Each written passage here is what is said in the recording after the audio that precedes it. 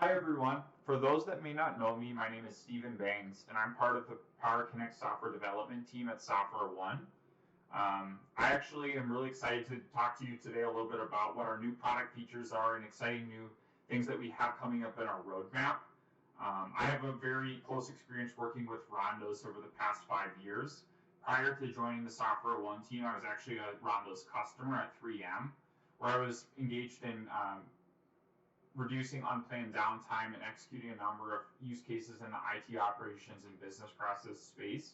About 2 years ago, I joined the Software One team as a solutions architect supporting the Americas. So I support customers in North America and Latin America. And today I'll be talking a little bit about what we've had developed since the 7.0 release, which was a huge landmark release for our team. We've added 63 Splunk dashboards, 30 new ABAP extractors, new NetWeaver Java functionality, including capabilities within the PI and PO space and on-queue service statistics. And then we're also doing a significant amount of development within the SAP SaaS solution. So for products like Fieldglass, Ariba, SuccessFactors, CPI, BTP, Sales Analytics Cloud, and API management, we have now capabilities to integrate with those solutions. So if you're curious about what we're doing in these particular spaces with SAP Cloud products, feel free to set up a meeting with the RHONDOS team after this conference where they'd be happy to provide you a product overview and demo of the solution. Something else that's been really exciting over the last year is we're now up to 13 SAP certifications. This is hugely important for us as a development team because it shows the quality of our product and ensures you as a customer obtain the same levels of support that you'd expect to receive from the SAP support. So now we have certifications that cover Rise with SAP, S/4HANA, HANA Enterprise Cloud environments, S/4HANA version 1610 to 2022, NetWeaver ABAP, and NetWeaver Java. So we're covering the full gamut really of SAP product solutions to date, and we're going to continue to invest in our certification program because it's a source of differentiation for us, and it gives you as a customer peace of mind that our solution continues to be of the utmost quality. Over the next 10 minutes or so, I'll be providing an overview of our product functionalities since the 7.0 release in our main use case bucket. So for performance, I'll be providing an overview of a couple of performance use cases, SAP security, SAP integrations or business process monitoring, and then we'll wrap up the discussion today with a preview of our product features in the product roadmap. And then I'll also be available on the call for a Q&A, so you can discuss with me, any doubts you have, anything that you're particularly excited about, and looking forward to providing the presentation. So let's get started on the performance monitoring use cases. Some of you may recognize this dashboard, which is our system overview. So in the 7.0 version, we've compressed it into 3 different panels to enhance our user experience from a Splunk perspective, but also to change some of the graphics so that it's more easily comprehensible. So on the right side of the screen, we have examples of the system CPU, memory, and availability statistics. And now we've broken out the work process summary in the middle of the screen by each individual work process. If you remember this dashboard in the past, we only had our batch and dialog work processes shown from a utilization perspective. Now we've got everything broken out for you in one location. And below are basis health check common metrics that customers typically look through. So what you'll notice in this new version, which I think is a huge improvement from our Splunk-based perspective, is that we're trying to create more interlinkage between our various application components. If I look and click on any of these sort of dashboard panels, they'll bring me to a supporting dashboard where you can see the underlying detail. So that's something that I think that's really improved from a Splunk-based perspective, especially in the last, probably 5 releases, but especially after the 7.0 release. The next dashboard I'd like to show is our capacity management information system dashboard. So this provides a one-stop shop for how your overall capacity for your environment is, and this can help with right sizing of your infrastructure. So you can select one system or you can select your whole SAP landscape. In this example, I've chosen one of our S/4HANA systems.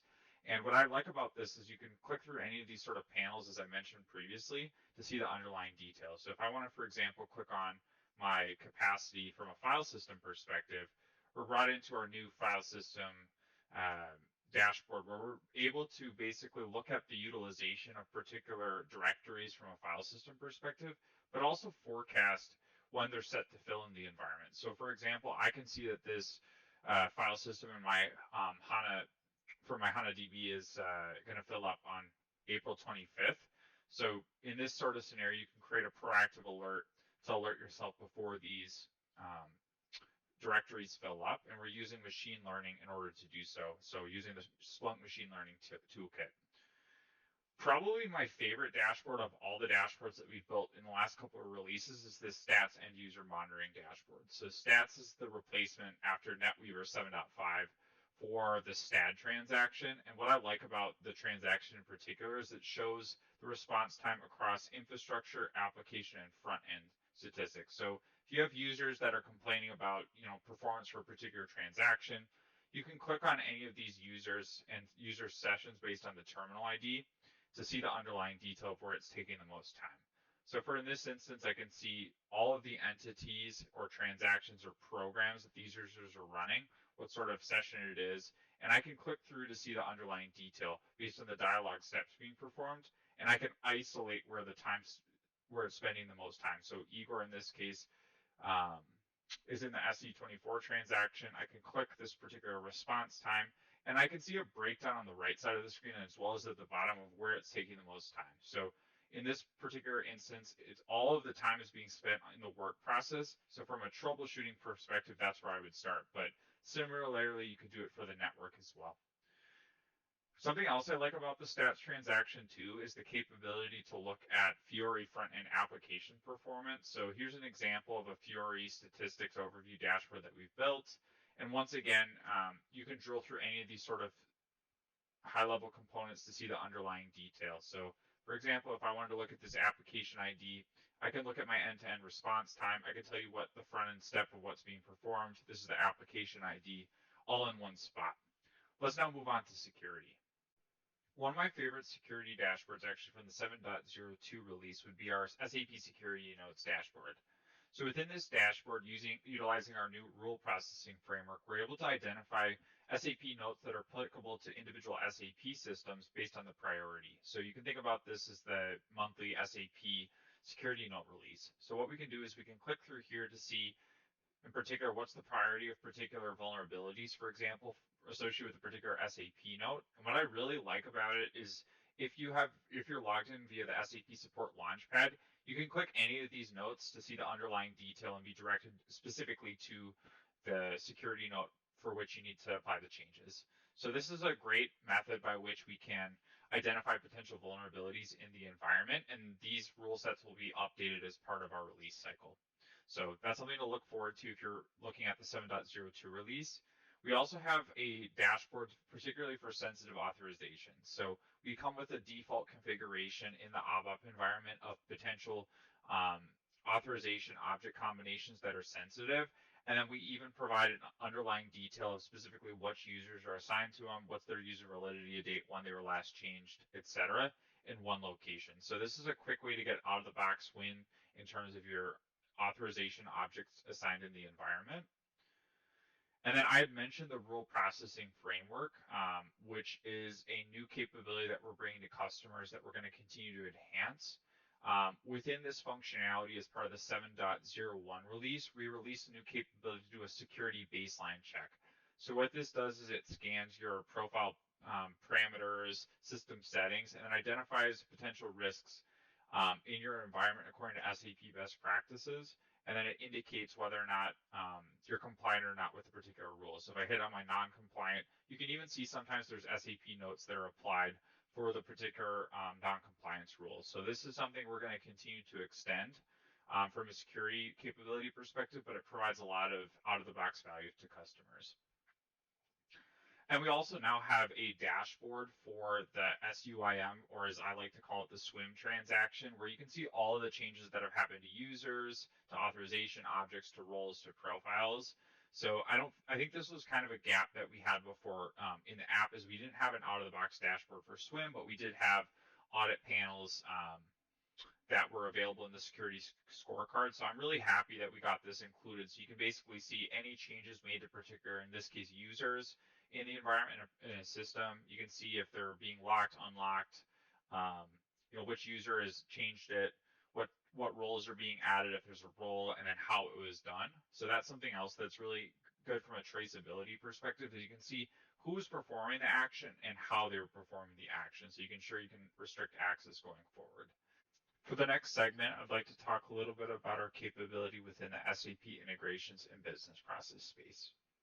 From an integration perspective, one of my favorite, actually probably my favorite dashboard from the 7.02 release, other than the stats and user monitoring, would be our new QRFC monitor dashboard. So what I like about it is it exhibits a lot of the differentiating points of our software. So first of all, you can get, easy one-stop shop, all of your QRFC status counts for particular QRFC failures for your inbound and outbound queue. There's a toggle button at the top, and it will show you the underlying detail of the last results. But what I also really like about it, let me do the inbound one because it will actually show you the failure count over time. But you can click back in the past to see what your failure count was at any specific time over the time range selected. So I can look back over the last 7 days if I wanted to. And I can see actually the number of queues that were failed in any particular time. Within SAP natively, it doesn't store this information. So this is a big differentiation point of our software, is the fact that we can actually pull this sort of detail from a historical view perspective, so you can baseline your performance over time. We can also see the queue depth for particular queues over time. So this is something that you typically see for L2, L3 support of measuring queue depth. But we provide an easy view of exactly what the queue depth is for your top queues. The next dashboard I'd like to talk about is our IDOC segments overview. So what I really like about this dashboard is, and it exhibits another differentiating characteristic of our software, is the capability to pull out the business content from any particular IDOC. So if I click on the number of segments, I can see the underlying detail of what fields I can pull across, and then the status of any of the particular IDOC. So I can see the current status and the status progression over time in one easy view. So what I really like about this is the fact that you can easily create alerts based on this information. You can see the underlying detail of the business content of the IDOC, and that's something that I really think is a powerful part of the tool.